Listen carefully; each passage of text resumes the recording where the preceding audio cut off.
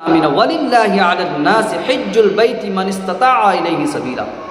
اب اللہ سبحانہ وتعالیٰ فرما رہے ہیں لوگوں پر اللہ کا حق ہے وَلِلَّهِ عَلَى النَّاسِ حِجُّ الْبَيْتِ کہ اللہ کے گھر کا ارادہ کرے، قصد کرے۔ من استطاع الیہ سبیلا، جس کے پاس صلاحیت ہو، طاقت ہو، کیپیسٹی ہو، مال کے اعتبار سے اس کی استطاعت ہو کہ حج پہ جانے کا خرچ، وہاں رہنے کا خرچ، اور جو گھر پہ لوگوں کو چھوڑ کر جا رہا ہے، جتنے دنوں تک کے لیے جا رہا ہے، گھر والوں کی ضرورت کی جو ہے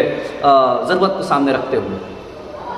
جب اتنا مال آ جاتا ہے کہ اب جو ہے ہم وہاں کے خرچ کو بھی بیئر کر سکتے ہیں اور اپنے گھر کی ضرورتوں کو بھی بیئر کر سکتے ہیں۔ مثلاً اگر ہم مان لیں ہندوستان کے اندر 7 لاکھ 5 لاکھ 6 لاکھ اور ساتھ جو بھی اماؤنٹ بنتا ہے، اگر اتنی مال کی فراوانی ہو گئی، مقروض بھی نہیں ہے، کسی کو دینا بھی نہیں ہے، تو اب اس کے بعد یہ کنڈیشن خود لگا لینا کہ بیٹی کی شادی ہے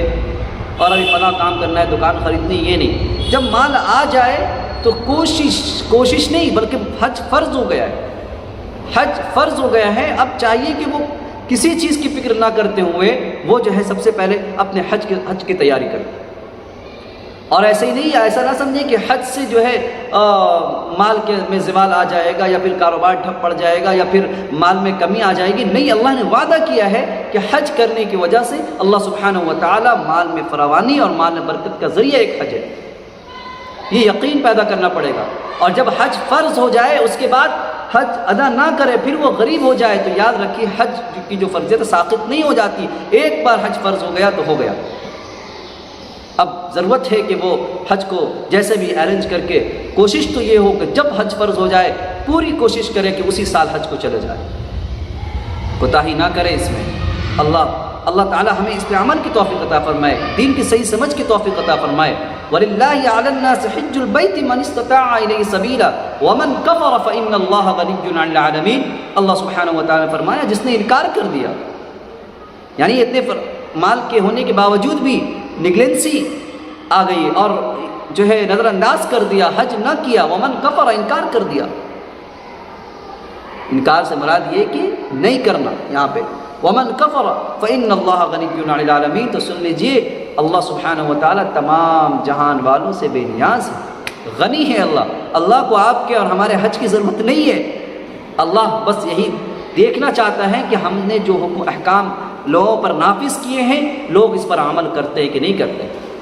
اللہ جس وقت جیسا عمل چاہتا ہے ہمیں ویسا کرنا ہے، اسی میں کامیابی ہے، یہاں بھی کامیابی ہے اور وہاں بھی کامیابی ہے۔ اور بھی مکہ میں خاص طور سے دیکھیں آپ، ایسے آب و گیا جگہ میں اللہ سبحانہ وتعالی نے ایسی چیزیں رکھی ہیں کہ لوگ جو ہے کروڑوں اور کتنے لاکھ حضرات جو ہے حاجی صاحبان تشریف لاتے ہیں،